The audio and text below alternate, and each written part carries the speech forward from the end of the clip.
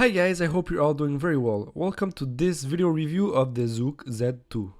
This is a 5-inch smartphone with 2.5D touch, which is a bit more ergonomic than a normal flat screen. You can either get it in white or black. I was able to get mine for $180 and I recommend you to search as much as you can before buying this smartphone, as some websites sell it for a lot more than other websites. It comes with a Snapdragon 820 CPU and 4GB of RAM. As you can see, these specs are extremely good for the price of this smartphone. It got a score of 130K in Antutu benchmark, just below the iPhone SE and iPhone 6s. This phone comes with 64GB of internal memory, however, it doesn't support a micro SD card. In my case, 64GB is just fine. If you think this could be a problem for you, you might be interested in a video I made which shows you how to back up automatically your pictures and videos. You will get 1000GB for free, the link will be in the description. You will find one slot which supports 2 micro SIM cards. It has an unreplaceable 3500 mAh battery. For me, it lasts about 1 day when I do semi-intensive usage, such as watching videos and play a bit of games which demand a lot of hardware power. To charge it, you will use a USB 2.0 Type-C cable. It supposedly supports Quick Charge 3.0, however, it doesn't come with a charger that supports it, so if you want to charge your phone very quickly, you will have to buy one separately. In my case, it took 2 hours to go from 10 to 100%. The front and the back of this smartphone are made in glass. You have to be very careful, as if you don't use a protective case, this smartphone is slippery as hell, and even if you take care of it, I guarantee you that you will drop it a lot of times, so a protective case is highly recommended. The frame of this smartphone is in plastic. The build quality is overall very good, and it feels like a quality product when you have it in your hands. If you like the physical look of the iPhones, this smartphone might be interesting to you. It is very minimalistic, but it looks very good. All of my friends like the design and compare it to the iPhone. The principal reason of why I bought this smartphone was its screen size. I previously owned a Verni Apollo Lite. If you want to see the video review of that phone, the link will be on the description. That Apollo Lite was a 5.5-inch phone. I don't have super big hands, so it was kind of frustrating as I couldn't use it properly with only one hand.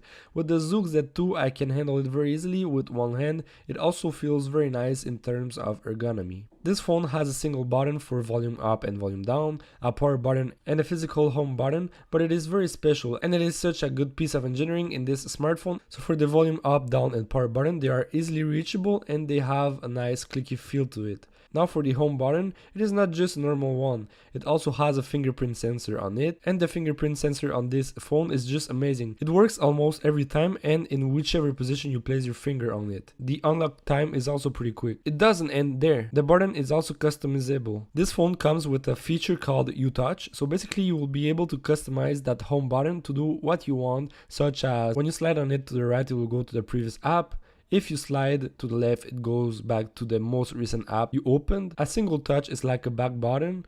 You can also customize it to do more stuff, such as open an app when you press it for a long time or when you touch it for a long time. And you also have more options. This is one of the very nice features of this smartphone and I absolutely love it. The display is 1080p with a pixel density of 441 pixels per inch. Overall, I found the quality of the screen to be very good. The colors seem to be just exact, nothing seems oversaturated nor over vibrant. It is just as if what you see is the real representation of the colors. The screen luminosity can go from very dim to very bright. You won't have any problems to see the screen on very bright environments. When we look at the software, it comes with Android 6.0.1 with stock ZUI 2.5. This may vary. In my case, I have ZUI 2.0.093 ST. I found it to be very good. I saw that some people complain about it, but in my case, everything works fine except for the data usage in the menu. When I open it, it quits right away. This is not a big deal because I can still see my data usage from my provider or by using another app in the Play Store. The skin of this software is very minimalistic and I really like it.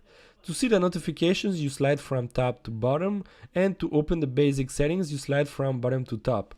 I have never had any software lag, everything runs smoothly, and in my opinion the ZUI skin looks good. I was able to play all the games, even games which need a very powerful hardware. It gets a bit hot, but nothing to worry about. Overall, for performance on an affordable 5-inch smartphone, this is one of the best. It has a 13 megapixel f2.2 rear camera. It is a pretty good camera.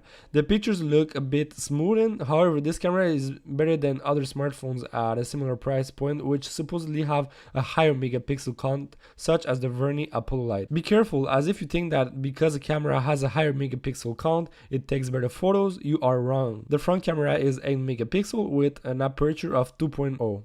It looks good for selfies, but don't expect too much if you come from a high-end smartphone. You can also film in 4K with the back camera and in 1080p with the front camera. I was very impressed with the video quality at this price point. You can also film in 120 frames per second, 240 frames per second, or 960 frames per second. At 120 frames per second, the slow-mo looks good. It is just a very bad quality slow motion. I recommend you to stick to 120 frames per second. It has only one down-facing speaker, but the sound quality is surprisingly good and it has good bass. The vibration motor doesn't make any noise when it is vibrating and it is very easy to feel. It feels very nice and I never had any problem with it. This phone only has one notification light, which is white, so when you have a notification it will blink slowly, and if you are charging it, it will stay on. All the other features such as LAN, Bluetooth, GPS work as expected. I really like this phone, and at just $180 it seems like it is an incredible deal. It has a very good hardware, a good speaker, a minimalistic design, a good battery life, a pretty good camera. Basically for this price everything is just very good. It was hard to find something bad. The only problem I had was not being able to see my data usage directly from the settings, so I guess it is a software problem. But otherwise everything is just very good. I really recommend you this phone. I hope you guys enjoyed this video. If you did, don't forget to subscribe as it helps me a lot. I will see you in my next video. Bye bye and take care.